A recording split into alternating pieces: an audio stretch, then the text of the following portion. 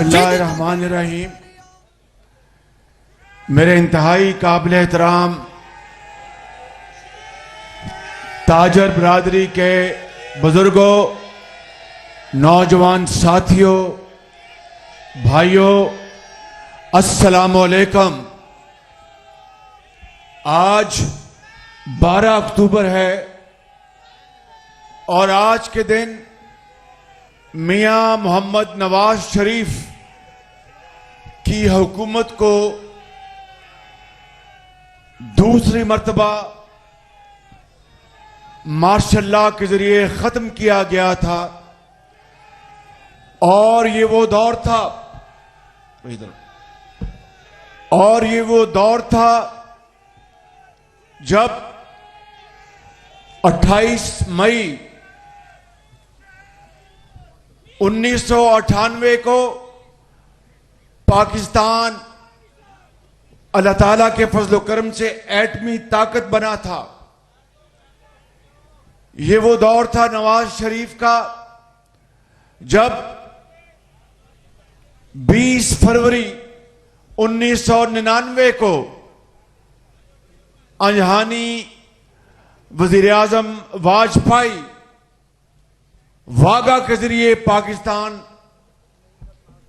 अपने दौरे पे आए थे।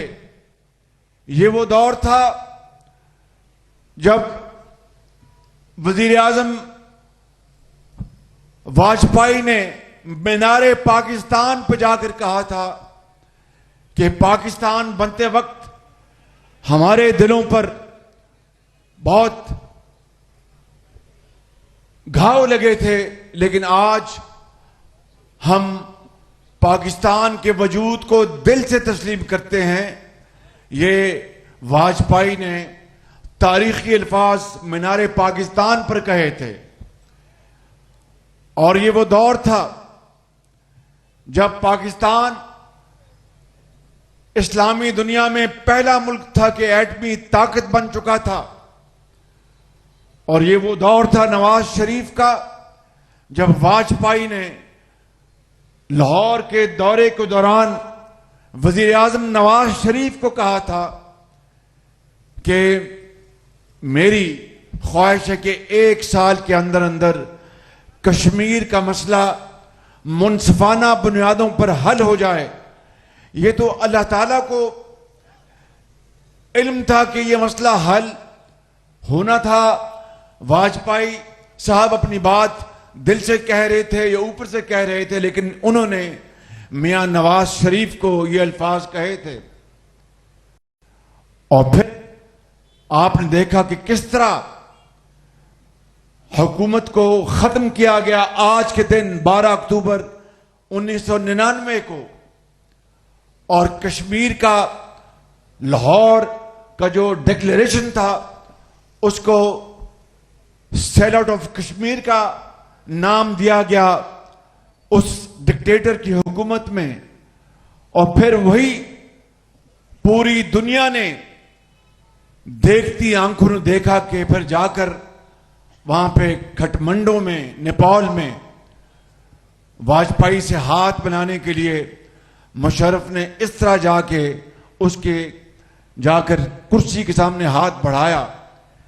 दोस्तों, बुजुर्गों और भाइयों, ये है वो दर्दनाक कहानी इस अजीम मुल्क पाकिस्तान की, जिसको बड़ी कुर्बानियों से आपके बुजुर्गों ने अपने खून से बनाया कि एक ऐसा मुल्क मार्ज मजूद में आया 1947 में, जिसने दुनिया में अपनी मेहनत और अजमत से अपना झंडा बुलंद करना था, जिसमें यकीनन आपका जो ताजरों का जो तबका है वो एक हरावल दस्ते की हैसियत रखता है।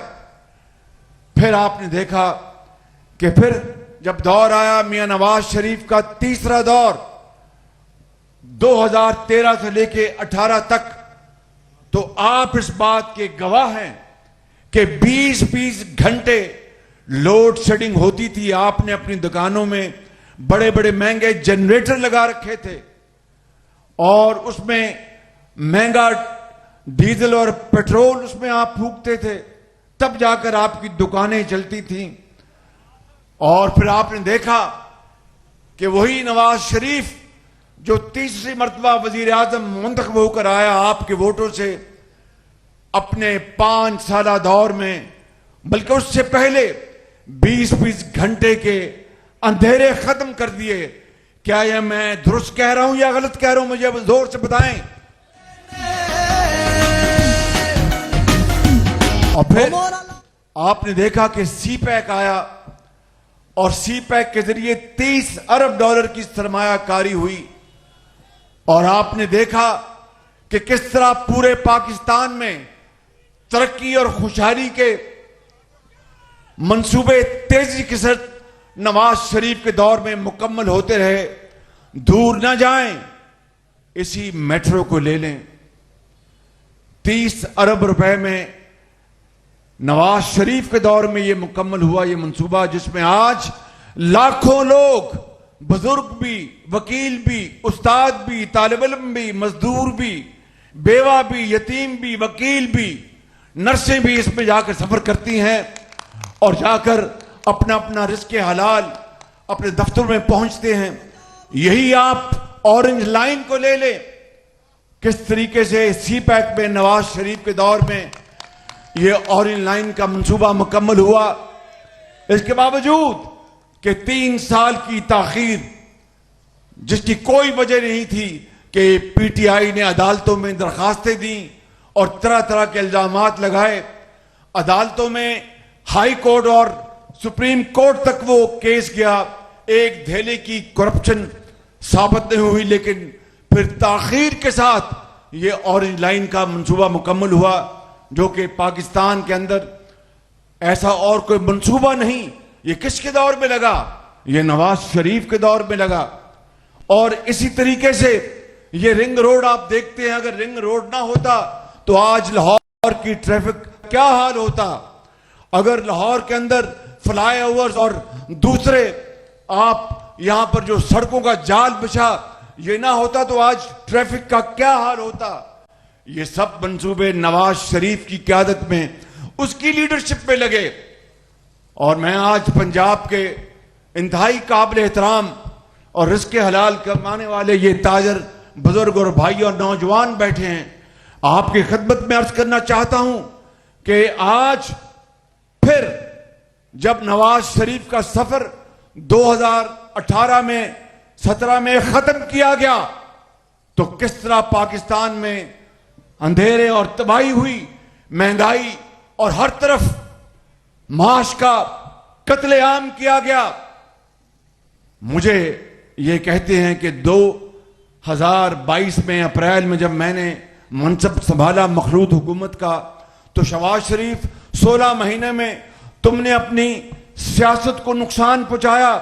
खुदाए बुजुर्गों बरतर की कसम है, मैं आपको आज उस अल्लाह जिसके कब्जे में हम सब की जान है, मैं आपको बताना चाहता हूं कि मुझे उसका 1 सेकंड के लिए कोई मलाल नहीं, इसलिए कि मैंने नवाज शरीफ की क़यादत में और मखलूत हुकूमत ने हमने रियासत को बचाया और सियासत को हमने उसकी परवाह नहीं की।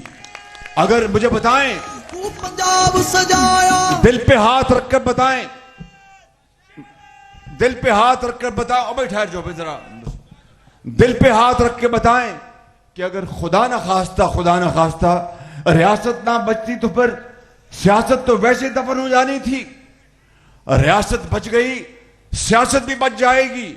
और मैं समझता हूं कि मुझे मियां नवाज शरीफ को और मखलूत हुकूमत के तमाम ज़ोमा को, मुझे इस पे ऊपर कोई गम नहीं, बल्कि मुझे अल्लाह ताला के हजूर इस बात का इत्मीनान है कि हमने रियासत को बचाने के लिए सियासत कुर्बान की।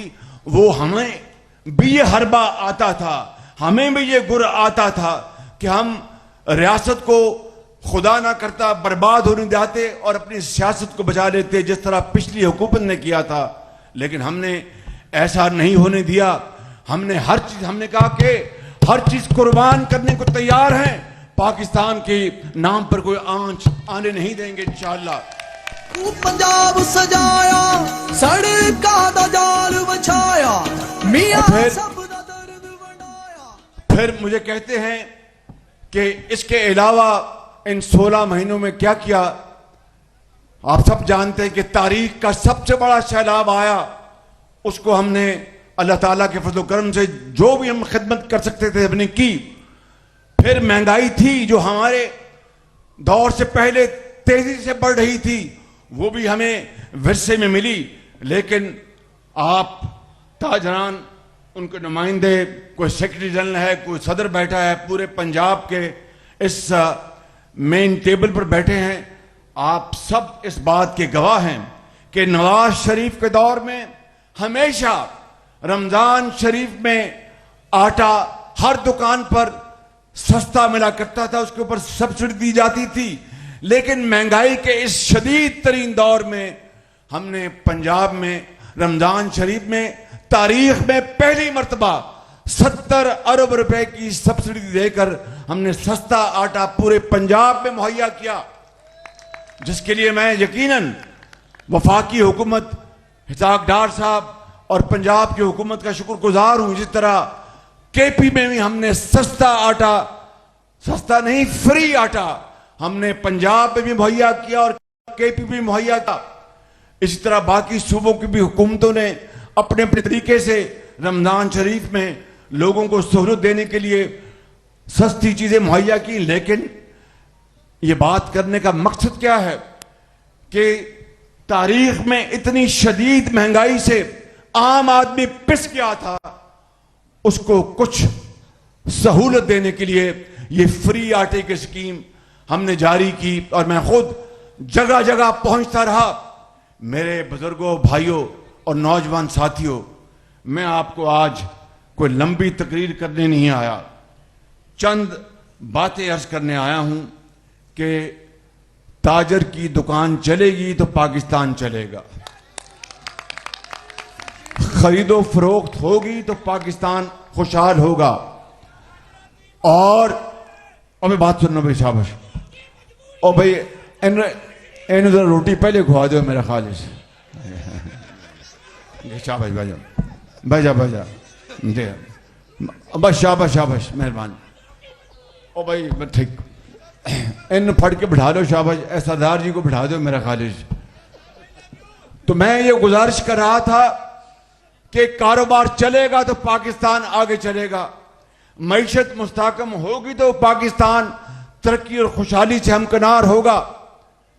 आज वक्त की इंतहाई शदीद जरूरत है कि इस मुल्क के अंदर माशी इस्तेहकाम आए, इस मुल्क के अंदर सियासी इस्तेहकाम आए, जो दोनों एक दूसरे से जुड़े हुए हैं। आप देखें कि पिछले 4 साल इस मुल्क के अंदर जो सियासी बदअमनी और मुआशी तबाही जो हुई है, उसके नतीजे में क्या हुआ? हर रोज धरनों की धमकियां, इस्लामाबाद में धरना, वजीराबाद में धरना और न जाने क्या क्या जुबान इस्तेमाल की गई, जिसने पाकिस्तान के अंदर माशरे में तकसीम दर तकसीम कर दी, पाकिस्तान को तबाही के दहाने पर पहुंचा दिया गया। आज मैं ये कहना चाहता हूं आपसे कि अगर माशी तरक्की करनी है तो सियासी इस्तेहकाम लाना पड़ेगा। अगर गुर्बत और बेरोजगारी और महंगाई का खात्मा करना है तो प्यार मोहब्बत को आगे परवान चढ़ाना होगा।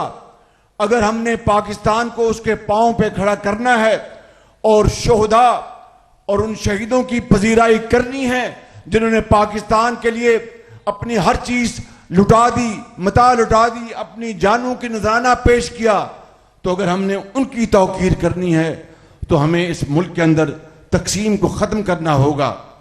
यही वो मकसद है जिसके लिए नवाज शरीफ पाकिस्तान 21 तारीख को तशरीफ ला रहे हैं। और मैं आपसे आज मुल्तमिस हूं कि अगर आप वाकई नवाज शरीफ के परवाने हैं और चाहने वाले हैं तो फिर अपने एक नजर दौड़ा लें कि नवाज शरीफ के अदवार में क्या पाकिस्तान में तरक्की होती थी, खुशहाली होती थी, या गाली गलोच होता था, या मुल्क के अंदर जहर घोला जाता था, या माशरे को तकसीम किया जाता था, या जवानों को उनके हाथों में लैपटॉप जो नवाज शरीफ ने लाखों लैपटॉप उनके हवाले किए, उनकी आला तालीम को फरोग देने के लिए, उनकी काबिलियत की बुनियाद पर, तो फिर उन 4 सालों में जो पिछली हुकूमत में नौजवानों को क्या सिखाया गया, दुश्मनाम तराजी, गाली गलोच और ना जाने क्या क्या। आज दुनिया की जो नौजवान नस्ल है हमारे हमसाया ममालिक में, वो उन्होंने अपने ममालिक को कहीं से कहीं ले गए, और आज हम अपने मुल्क के अंदर नौजवानों को हमने हुनरमंद बनाना है। उनके हाथों में क्लाशनकोफ नहीं लैपटॉप देना है, उनको हमने आला तालीम दिलवानी है। नवाज शरीफ के दौर में आप याद कर लें, ये PKLI जहां पर रोजाना सैकड़ों बीमार लोगों के गुर्दों के और जिगर के पेवंदकारी होती है, इलाज होता है, अरबों रुपए से नवाज शरीफ ने ये PKLI बनाया। पिछली हुकूमत में इसका क्या हशर हुआ, पिछली हुकूमत में इसका क्या हशर हुआ, उसको सियासत की नजर कर दिया गया। और PKLI जो इस खत्ते में नहीं बल्कि दुनिया में एक मायानाज अस्पताल बन चुका था, उसको सियासत की नजर कर दिया गया, उसको तबाह कर दिया गया। ये वहीं पर वो मरीज जाते हैं जो एक जमाने में हिंदुस्तान और चीन जाया करते थे, और ज़र मुबादला करोड़ों अरबों रुपए का खर्च होता था उनके इलाज के लिए। वो सहूलत नवाज शरीफ ने लाहौर में बना के दी और उसको बर्बाद कर दिया गया। इसी तरीके से आप देखें, पूरे पंजाब में अस्पताल बनाए गए, अस्पतालों में गरीब यतीम बेवा के लिए अद्वियात मुफ्त मुहैया की गई, और हेपेटाइटिस के इलाज के लिए फ्री इलाज पूरे पंजाब में गरीब यतीम और बेवा के लिए किया गया। कैंसर के मरीजों के लिए फ्री इलाज मुहैया किया गया। ये सब नवाज शरीफ के दौर की निशानियां हैं। मैंने आज आपको इसलिए गिनवाई हैं कि अगर आपको आपका वतन पुकार पुकार कर ये कह रहा है, और यकीनन कह रहा है कि आओ, मैंने पाकिस्तान के करोड़ों लोगों को बहुत कुछ दिया, आज धरती मां आपसे मुतालबा करती है कि आओ इकट्ठे हो, जख्मों पर मरहम रखो, पट्टी रखो और पाकिस्तान को आगे लेके चलो, ताकि पाकिस्तान की जो असल जो कहानी है वो मुकम्मल हो। मेरे बुजुर्गों, मेरे नौजवान साथियों, यही वो मकसद है जिसके लिए नवाज शरीफ इंशाअल्लाह 21 अक्टूबर को आज से ठीक 9 दिन बाद मीनारे पाकिस्तान पर तशरीफ लाएंगे। और वहां पर अगर आप पाकिस्तान की तरक्की चाहते हैं, अगर आप पाकिस्तान के अंदर खुशहाली चाहते हैं, माशी इंसाफ चाहते हैं, इस मुल्क की गुर्बत और बेरोजगारी का खात्मा चाहते हैं, और पाकिस्तान जो इस वक्त माशी लिहाज से दरबदर हो गया था, कर दिया गया था, उसको दोबारा असल सफर की तरफ लेके जाना चाहते हैं, तो फिर 21 अक्टूबर को आपको सबको नवाज शरीफ का वालिहाना इस्तकबाल करके पूरी कौम को साबित करना होगा कि हम इंशाअल्लाह नवाज शरीफ के परवाने हैं। और फिर मैं आपको, बाकी तो अल्लाह ताला के हाथ में, इंसान के बस में सिर्फ कोशिश करना है, लेकिन अगर अल्लाह ताला को मंजूर हुआ तो नवाज शरीफ की क़यादत में पाकिस्तान तरक्की और खुशहाली का सफर फिर वहीं से शुरू करेगा।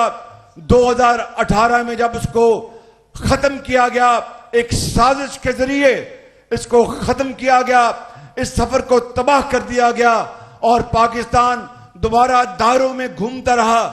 आपको मैं ये बताना चाहता हूं कि 21 अक्टूबर को आप नवाज शरीफ का बढ़ चढ़कर आगे बढ़कर इस्तेकबाल करें, उनको बताएं कि पूरा पाकिस्तान नवाज शरीफ तुम्हारी राह तक रहा है, तो अल्लाह ताला चाहेगा कि पाकिस्तान जरूर अजीम बनेगा और जरूर अजीम बनेगा।